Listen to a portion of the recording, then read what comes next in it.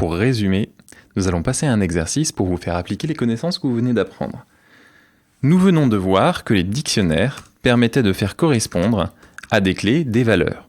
On peut créer un dictionnaire en mettant sous forme de clés des objets immutables. Par exemple, on peut mettre des chaînes de caractères et en valeur, on peut mettre n'importe quel type, par exemple un booléen. On peut également mettre des entiers et de l'autre côté, encore une fois, n'importe quel type, par exemple une liste.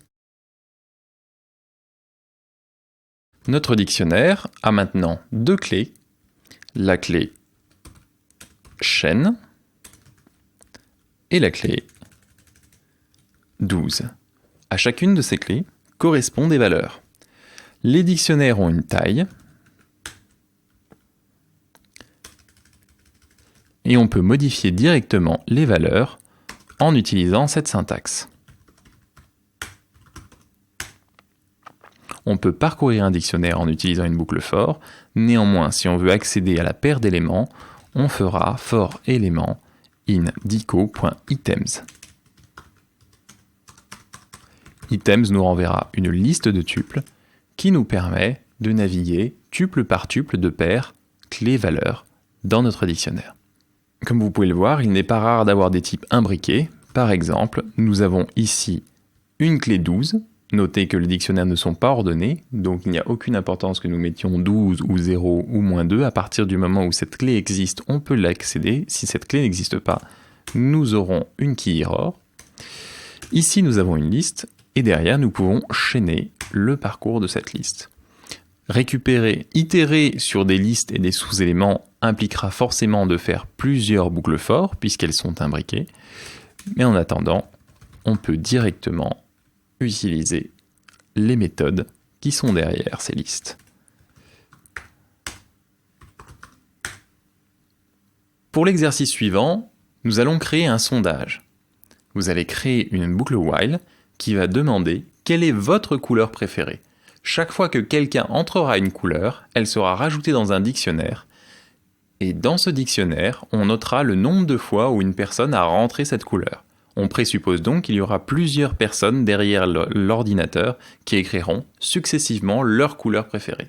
La boucle va donc demander avec un input successivement encore et encore quelle est votre couleur préférée, jusqu'à ce que quelqu'un réponde qu'il n'est intéressé par absolument aucune couleur en n'entrant rien du tout. Il faut donc pour chaque clé les couleurs et pour chaque valeur un entier qui représente le nombre de fois où une personne a saisi cette couleur. À la fin, on affiche les résultats. C'est à vous. Nous allons passer à la correction. Nous ouvrons Sublime Text et nous allons créer un nouveau fichier que nous allons appeler sondage.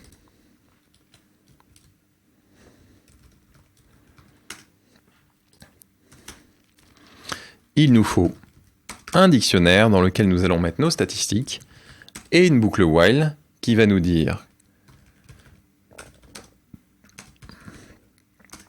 tant que la réponse est différente d'une chaîne vide, continuez. While. Puis nous allons demander à notre auditoire quelle est votre couleur préférée. Sauvegarder la réponse. Nous allons vérifier si cette réponse est dans le dictionnaire. Si cette réponse est déjà dans le dictionnaire, alors nous allons vérifier si cette réponse est dans le dictionnaire. Si cette réponse est dans le dictionnaire, nous allons récupérer la valeur de cette réponse et lui ajouter 1. Si la réponse n'est pas dans le dictionnaire, alors il n'y a nul besoin de lui ajouter 1, ça veut dire que c'est la première fois que nous rencontrons cette couleur, et dans ce cas, nous mettons 1 comme valeur, puisque nous ne l'avons vue qu'une seule fois. Une fois que nous sommes sortis, nous allons afficher toutes les couleurs et leurs résultats.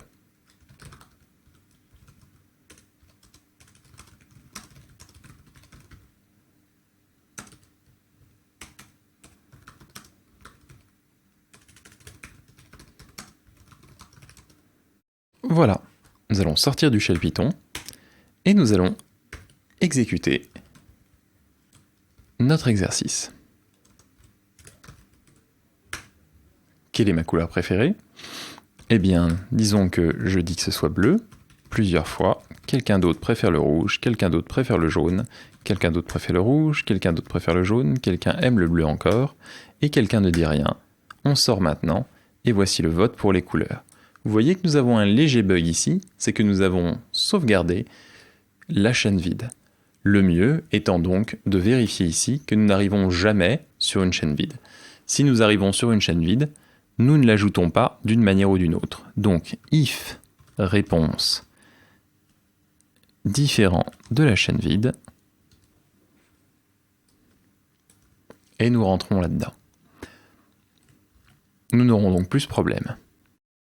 Il est possible de retirer cette partie-ci pour simplifier le code. En effet, pour Python, une chaîne vide est considérée comme fausse. Si vous appelez bool, qui est la fonction qui permet de convertir n'importe quoi en booléen, et que vous prenez une chaîne vide, vous voyez que l'on obtient faux, alors qu'une chaîne pleine va retourner true. Si ici Python n'a pas un booléen, il va essayer d'appeler bool dessus pour voir si celui-ci sera plus proche de vrai ou de faux. Dans ce cas, si la réponse est une chaîne vide, donc si l'utilisateur n'a rien rentré, ce sera faux. Si l'utilisateur a rentré quelque chose, ce sera vrai, et alors on rentrera dans ce if. Nous allons rajouter quelques commentaires.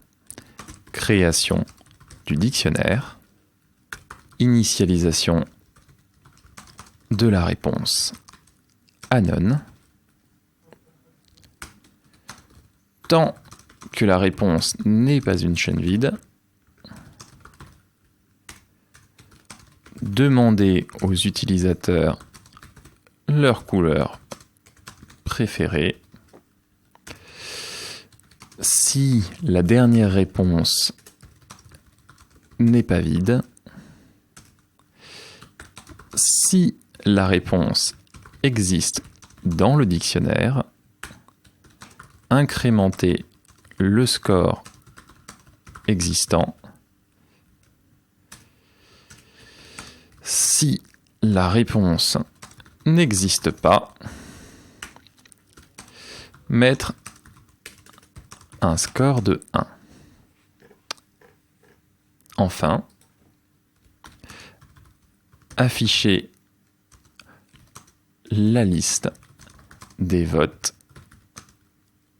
en itérant sur les paires clés-valeurs du dictionnaire. Et voilà, notre exercice est terminé.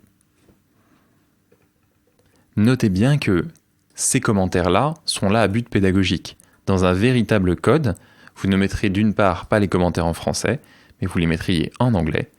D'autre part, il est inutile de mettre une tautologie.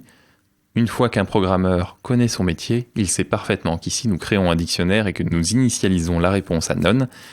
Et donc il convient de mettre des commentaires uniquement sur les parties un petit peu plus complexes, qui ne sont pas évidentes et qui ne sont pas exprimées clairement avec le code.